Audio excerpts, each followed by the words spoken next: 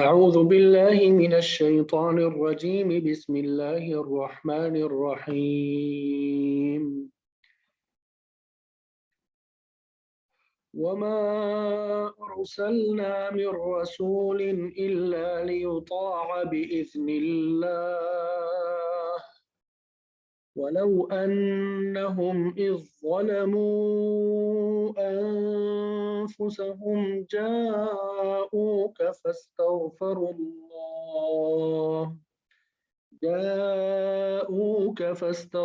الله واستغفر لهم الرسول لوجدوا الله توابا رحيما فلا وربك لا يؤمنون حتى يحكموك فيما شجر بينهم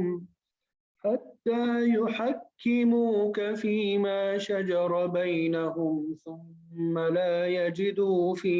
أنفسهم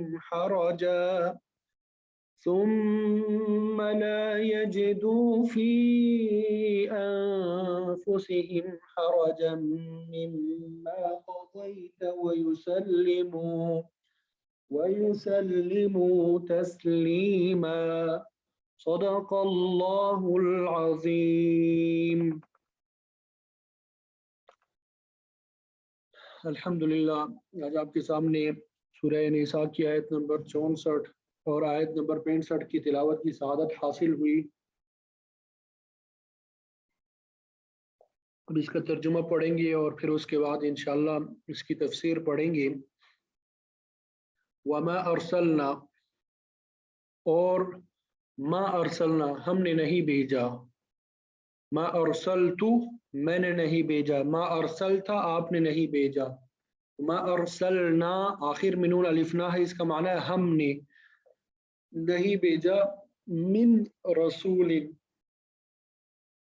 کوئی رسول، الا مگر، لیطاع تاکہ اطاعت کی جائے، بِإِذْنِ اللہ اللہ کے حکم سے، وَمَا أَرْسَلْنَا مِن رَّسُولٍ إِلَّا لِيُطَاعَ بِإِذْنِ اللہ کہ ہم نے نہیں بھیجا کوئی رسول مگر یہ کہ اللہ کے حکم سے اس کی اطاعت کی جائے۔ یعنی ہم نے کوئی رسول اس کے علاوہ کسی اور مقصد کے لیے نہیں بھیجا کہ اللہ کے حکم سے اس کی اطاعت کی جائے۔ یعنی جو بھی رسول ہم نے بھیجا ہے دنیا میں اس کا مقصد یہی ہے کہ اللہ کے حکم سے اس کی اطاعت کی جائے۔ ولو اور کاش کے، اور اگر کے بھی کر سکتے اور کاش کے، اگر اصل میں اس کا تعلق آگے جو اگلا جملہ ہے جاؤ کا،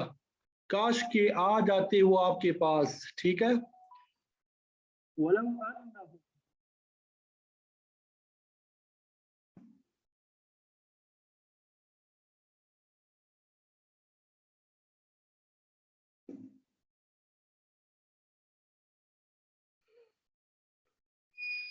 ولو اور کاش کے انہم وہ، اذ ظلموا جب، اذ کا معنی جب، ظلموا انہوں نے ظلم کیا،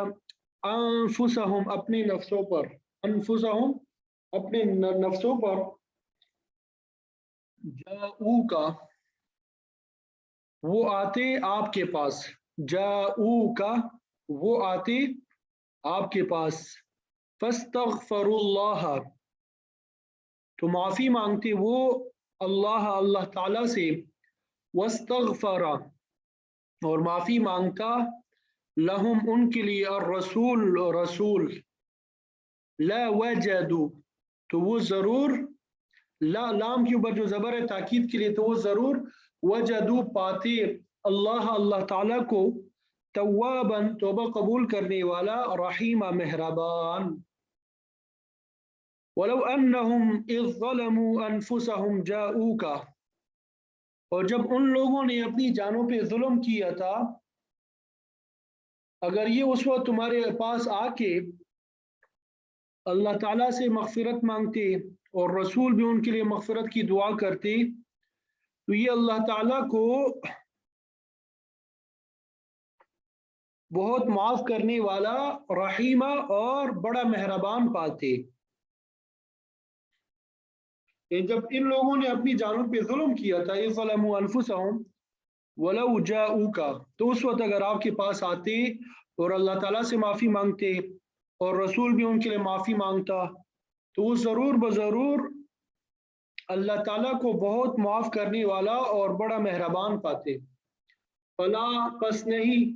وربک، اور تیرے رب کی قسم ہے، وربک، اور تیری رب کی قسم ہے، لا یؤمنون، وہ ایمان نہیں لائیں گے، حتی یحکموک، یہاں تک کہ وہ حکم بنائے، فیصل بنائے آپ کو، یعنی آپ کو حکم بنائے، فیصلہ کرنے والا بنائے، فیما، اس میں جو شجرہ، جھگڑا ہو جائے، بینہم، ان کے درمیان، ثم، پھر، لا یجدو، وہ نہ پائیں، فی انفسہم، اپنے نفس میں، حرجن، کوئی تنگی، مما، اس سے جو قضیت، آپ نے فیصلہ کیا، یعنی جو فیصلہ آپ کر لیں اس کی وجہ سے کوئی تنگی محسوس نہ کریں اپنے دل میں، وَيُسَلِّمُ، اور وہ مان لے، تسلیمہ، خوشی سے مان لینا، ٹھیک ہے۔ فلا وربک، نہیں، اے پیغمبر علیہ السلام، وربک، تمہارے رب کی قسم، لا یؤمنون حتی یحکموک فیما شجر بینہم، یہ لوگ اس وقت تک مومن نہیں ہو سکتی جب تک یہ اپنے باہمی جھگڑوں میں تمہیں فیصل نہ بنائے، ثم لا يجدوا في انفسهم حرجا مما قضيت ويسلموا تسلیما، پھر جو پھر تم جو کچھ فیصلہ کرو، پھر جو کچھ تم فیصلہ کرو اس کے بارے میں اپنے دلوں میں کوئی تنگی محسوس نہ کرے، اور اس کے آگے وَيُسَلِّمُ تسلیمہ، مکمل طور پہ سر تسلیم خم کر دے، ٹھیک ہے، یعنی اس کے آگے مکمل طور پہ اپنا سر جھکا دے۔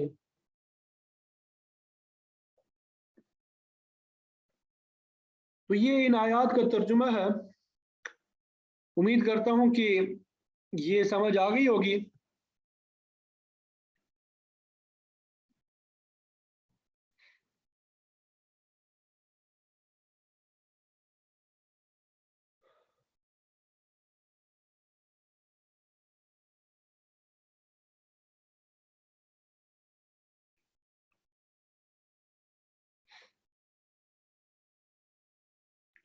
تو گزشتہ آیات میں اللہ تعالیٰ نے اہل ایمان سے خطاب کیا، اللہ اور اس کے رسول اور اولی الامر کی اطاعت کا حکم دیا،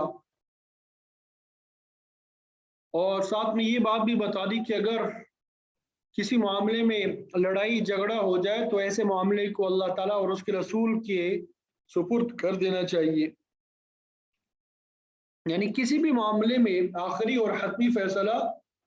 کتاب اور سنت ہی سے حاصل کرنا ہوگا۔ اگر اللہ تعالیٰ پر اور قیامت پہ پختہ ایمان ہے،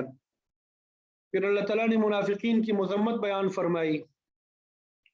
اور فرمایا کہ جب انہیں کہا جاتا ہے کہ کتاب اللہ اور اس کے رسول کی طرف آؤ تو یہ لوگ اعراض کرتے ہیں، اللہ اور اس کے رسول کے فیصلے کو تسلیم کرنے کی بجائے اپنی مقدمات طاغوت کے پاس لے جاتے ہیں۔ تو یہ بیماری جو ہے مدینہ کے منافقین میں واقعاتاً موجود تھی، وہ اپنا مقدمہ کعب بن اشرف کے پاس لے کے جاتے تھے۔ تو آج کی آیات میں اطاعت کا بنیادی مقصد بتایا گیا ہے، اور وہ یہ کہ انسانوں کے لیے ضروری ہے کہ اللہ کے رسول کی اطاعت کرے۔ اس سے پہلے کئی مرتبہ بتا چکا ہوں کہ اطاعت بالذات تو صرف اللہ تعالیٰ کی ہوتی ہے، یعنی اصل اطاعت جو ہے وہ اللہ تعالیٰ کی ہے، لیکن وہ کہ وہی مطاع مطلق ہے، لیکن رسول کی اطاعت بالذات نہیں ہوتی، مستقل نہیں ہوتی، بلکہ اس کی رسالت کی وجہ سے ہوتی ہے، اللہ کے حکم سے ہوتی ہے کہ وہ اللہ کا پیغام مخلوق تک پہنچاتا ہے، اور اس پیغام پہنچانے میں کسی قسم کی غلطی یا شبہ کا امکان نہیں ہوتا۔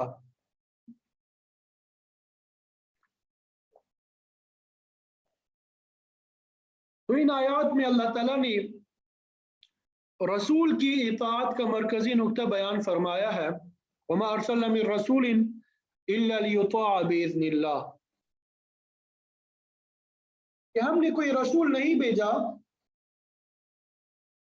مگر اس لیے بھیجا ہے کہ اللہ کے حکم سے اس کی اطاعت کی جائے۔ کم و بیش تقریباً 1,24,000 نبی اور رسول مبعوث ہوئے، انہیں انسانیت کی ہدایت کے لیے بھیجا گیا۔ تو ان سب کی بعثت کا مقصد ان کی اطاعت تھا، اور وہ بھی اللہ تعالیٰ کے حکم سے۔ تو اس اعتبار سے رسول کی اطاعت کو جو فرضیت کا درجہ حاصل ہے وہ اللہ کے حکم سے ہے۔ من یطع الرسول فقد اطاع اللہ، کی جو شخص رسول کی اطاعت کرتا ہے گویا کہ اس نے اللہ کی اطاعت کی، اور اللہ تعالیٰ تک پہنچنے کا راستہ جو ہے وہ رسول ہی ہے۔ رسول کے پاس جو علم ہوتا ہے وہ بغیر کسی شک اور شبہ کے اور غلطی سے مبرہ ہوتا ہے، قطعی اور یقینی علم ہوتا ہے۔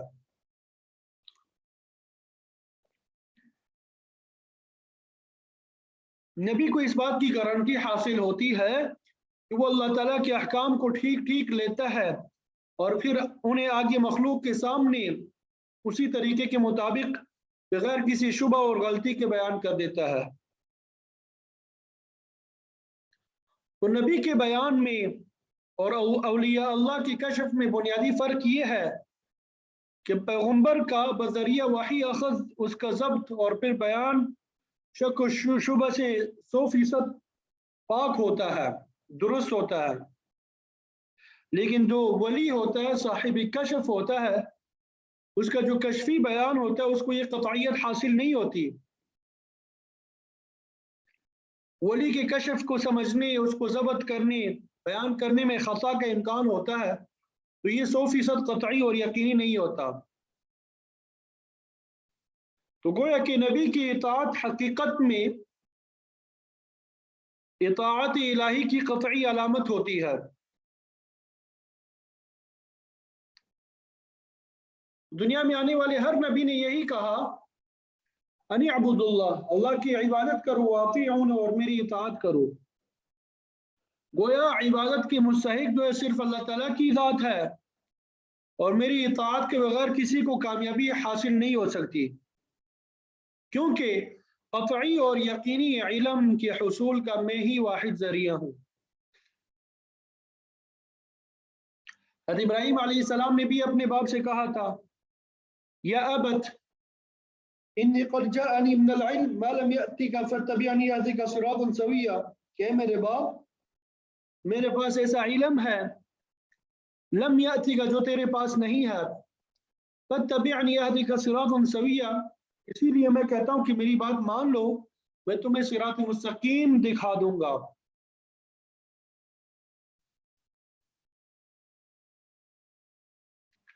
تو لوگوں کا فرض تھا کہ وہ اللہ اور اس کے رسول کی اطاعت کرتے، اللہ تعالیٰ کی طرف سے نازل کیے ہوئے ہدایات پر عمل کرتے، لیکن یہ لوگ اپنے معاملات اللہ اور اس کے رسول کے پاس لانے کی بجائے طاغوت کے پاس لے جاتے ہیں۔ وَلَوْ أَنَّهُمْ يَظْلَمُوا أَنفُسَهُمْ، اور جب کہ ان لوگوں نے اپنے نفسوں پہ ظلم کیا، یعنی گناہ اور زیادتی کا ارتکاب کر بیٹھے، تو ادھر ادھر جانے کی بجائے جاؤک، اگر آپ کے پاس آ جاتے، فاستغفروا اللہ، وہ اللہ سے بخشش طلب کرتے، مغفرت طلب کرتے، واستغفر لهم الرسول، اور اللہ کا رسول بھی ان کے لیے مغفرت طلب کرتا، لوجدوا اللہ توابا رحیما، تو اللہ تعالیٰ کو وہ بہت زیادہ توبہ قبول کرنے والا اور نہایت مہربان پاتے۔ گویا بخشش کی طلب کے لیے یہ طریقہ اختیار کرتے کہ اللہ کے نبی کے پاس آ جاتے، خود بھی اللہ تعالیٰ سے اپنی لغزش کی معافی مانگتے، اللہ کے رسول سے بھی درخواست کرتے، اور وہ بھی ان کے لیے اللہ تعالیٰ کی بارگاہ میں ہاتھ اٹھا دیتے۔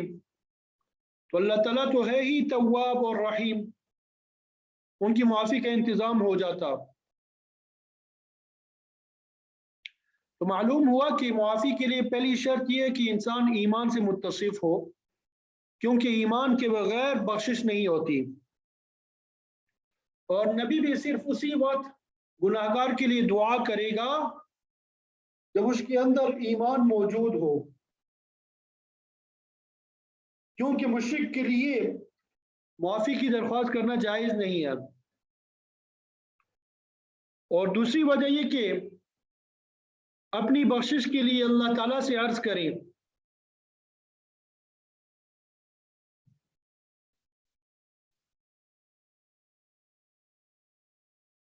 کیونکہ اللہ کا ارشاد ہے من یغفر الذنوب الا اللہ،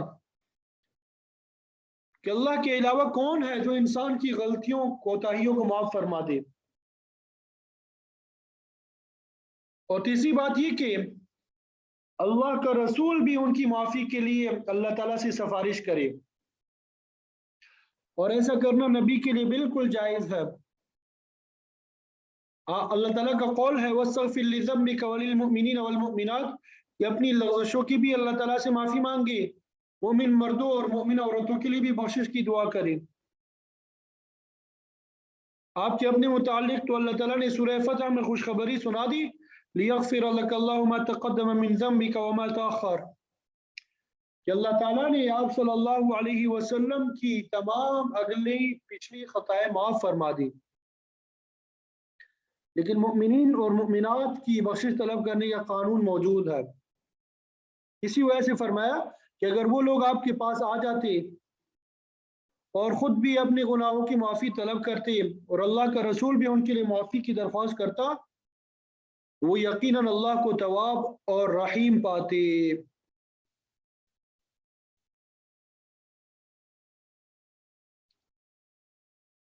اللہ اکبر کبیرہ۔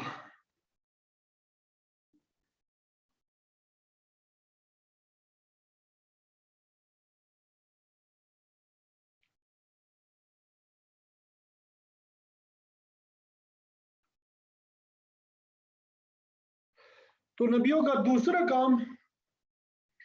یہ بتایا گیا کہ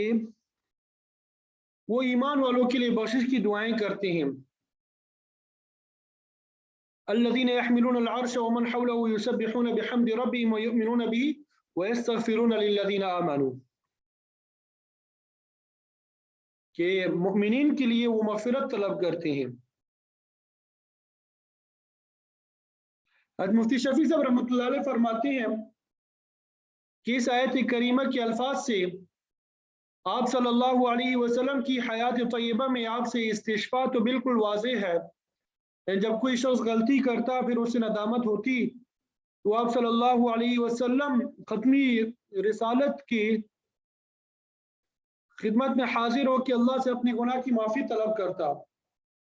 اور پھر آپ سے بھی بخشش طلب کرنے کی درخواست کرتا، تو آپ اس کے لیے معافی مانگتے تو اللہ تعالیٰ معاف فرما دیتا۔ اس قسم کے واقعات بہت سے صحابہ کے متعلق احادیث میں آتے ہیں۔ مثلا اسامہ سے غلطی ہو گئی تو آپ ناراض ہو گئے، پھر اسامہ نے عرض کیا حضور میرے لیے بخشش کی دعا کریں، تو آپ نے ایسا کیا۔ مفتی صاحب فرماتے ہیں کہ آیت کا عموم بتاتا ہے کہ اگر حضور صلی اللہ علیہ وسلم کی وفات کے بعد بھی کوئی شخص آپ کے روزے اقدس پہ حاضر ہو کے اپنی غلطی کے اللہ سے معافی طلب کرے اور نبی کریم صلی اللہ علیہ وسلم کی خدمت میں بھی طلب معافی کی درخواست کرے تو ایسا کرنا جائز ہے۔ تمام فقہا اس بات پہ متفق ہے کہ آپ صلی اللہ علیہ وسلم سے استشفاء کی دعا کرنا جائز ہے۔ صلاۃ و سلام عرض کرنے کے بعد بندہ آپ صلی اللہ علیہ وسلم سے درخواست کرے کہ وہ اللہ کی بارگاہ میں سفارش کرے کہ اللہ میرے گناہ معاف فرما دے، میرا خاتمہ ایمان پر ہو اور میں آپ کی ملت میں شریک رہوں۔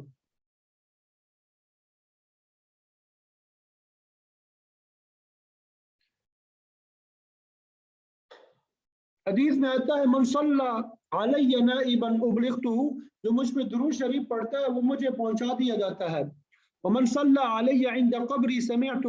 اور جو کوئی میرے قبر پہ آ کے درود پڑھتے ہیں تو میں اس کو براہ راست خود سنتا ہوں۔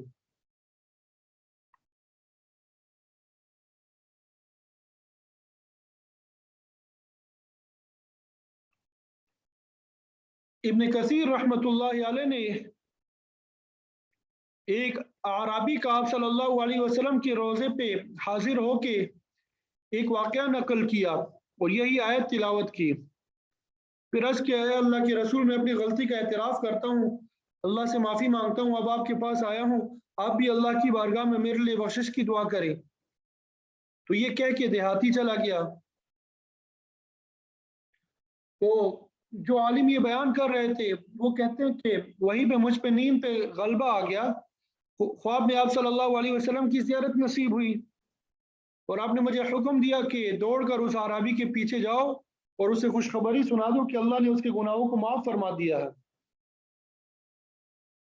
तो अगली आयत में इरशाद फरमाया, फला व रब्बिका, तेरे रब की कसम।